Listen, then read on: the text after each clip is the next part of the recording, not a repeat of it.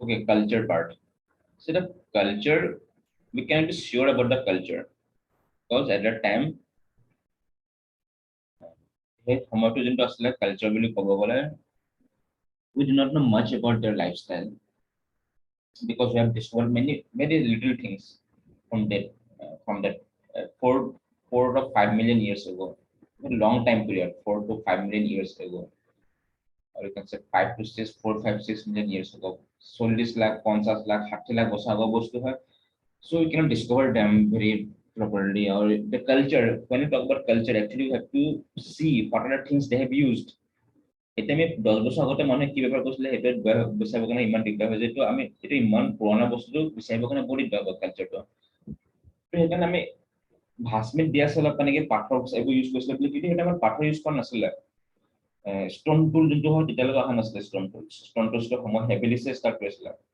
আমি এইটো stone main বুলি হেৰি বুলি কওঁ, হেণ্ডিমেন বুলি কওঁ আমি সময় হেভিলিছক. But Australopithecus, we cannot say that they have used stone tools. They might have used, we can say that they might have used, but what we can be sure that they might have used is woods, or you can say sticks, plant, tree, the parts of tree, all these things they might have used while going for hunting or all these things. So Australopithecus, this species probably use simple tools, probably because we do not know. Simple tools that might have included sticks and other non-durable plant materials found in the immediate surroundings. That is why at maximum they could have used. And stones may also have been used as tools. It may be the starting point of use of stone tools, or just stone, simply as stones, just to hit the animals, and to get up to the bone marrow part. All these things they might have used as stones, but they were not stone tools. But there is no evidence stones were shaped or modified in any way. So we cannot say that they have shaped the stones that we have already seen. Like there are different tools we have studied in stone tool culture, right? So we cannot say that they could have made this kind of shaped or modified stones. They might have used the rough stones only, and most probably they could have used sticks and non-durable plant materials, all these things that was easily available in their surrounding. So it seems likely that they lived in a small social groups containing a mixture of males and females, children, adults. So in all animals, not only in Australopithecus, among the apes also we can find the male and female, they will stay together, even in a group, or you can also harem. Mostly in the monkeys, we can find the harem, and we can find male and a group of females and the children. They will be staying together. In the same manner, also we can find in Australopithecus also we can find a mixture of males and females and children and adults. They are living together. And we can find sexual dimorphism, that is, females were much smaller than the males. And there is a study in 2011 with the help of the strontium isotopes. With the help of these isotopes, there is a study, and what they have found that they have done a study in the teeth of a species of Australopithecines, and what they have suggested that Australopithecus africanus and P. robustus in southern Africa were patrilocal. Patrilocal means the female would settle in the male home, or the area, the place where the male settles or the male resides. Suppose this is the area of the male, it is the area of the females. And with the help of these strontium isotopes, what they have discovered is the females used to migrate to the area where most of the males used to reside. So it shows a kind of patrilocal. We are not sure at all, but just it gives us some ideas. Females tended to settle farther from their regions of birth than males did. So kind of patrilocal things we have observed there. So this is the Homo. You might have seen the movie. In the movie, this scene was there, Homo. Okay. So this is about your Australopithecus. So this much information is much more. It is enough for you. If you can remember this PDF, if you can understand and remember this PDF, it is enough for you. You don't have to refer any other book. And next, we are going to Homo habilis. It is not there in your syllabus because there is some debate is going on whether to put the Homo habilis in the genus Homo or not. But still, Homo habilis is we consider Homo habilis as a continuation of our evolutionary process. That's why we are also going to talk about Homo habilis. Little bit of Homo habilis, not too much. The Homo habilis actually they have asked in UPSC one time around 2009. So Homo habilis also known as handyman. Now, according to this Bernard Wood, they divide the Homo habilis into two species. One is Homo rudolfensis, one is Homo habilis. So it shows the main part, Homo habilis.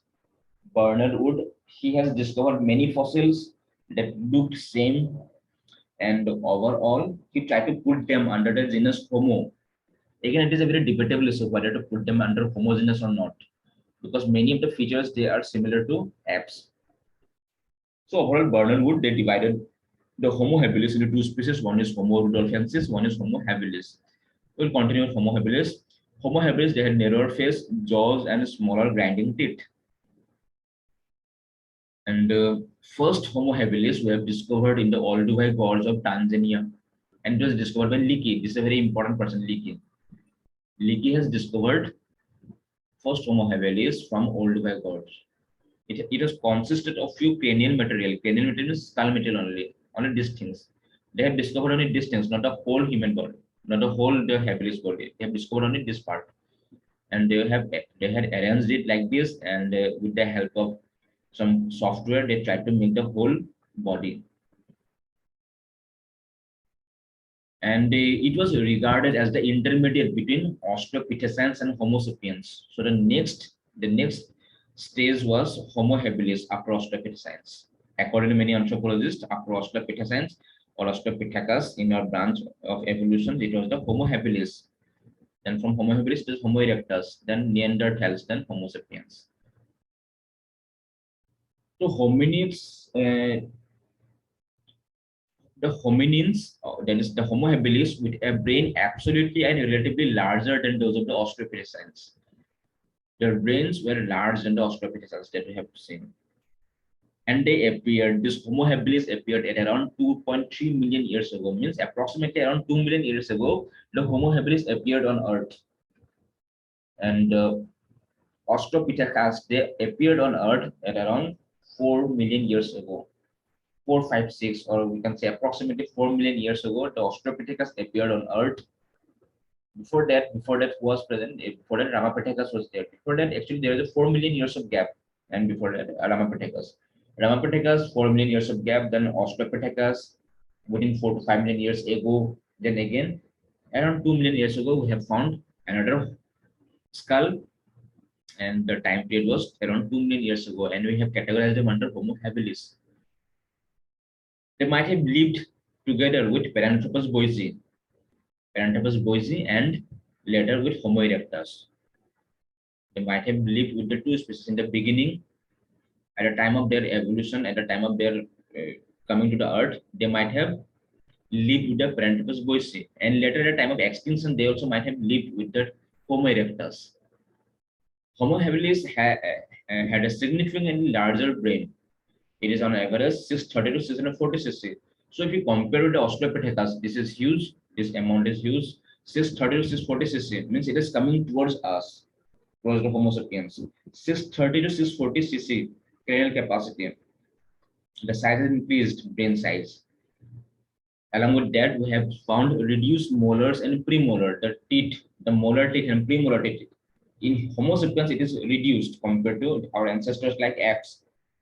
In Homo sapiens, we have reduced molars and premolars. In the same manner, in Homo habilis also we have found the molars and premolars, they have reduced in size.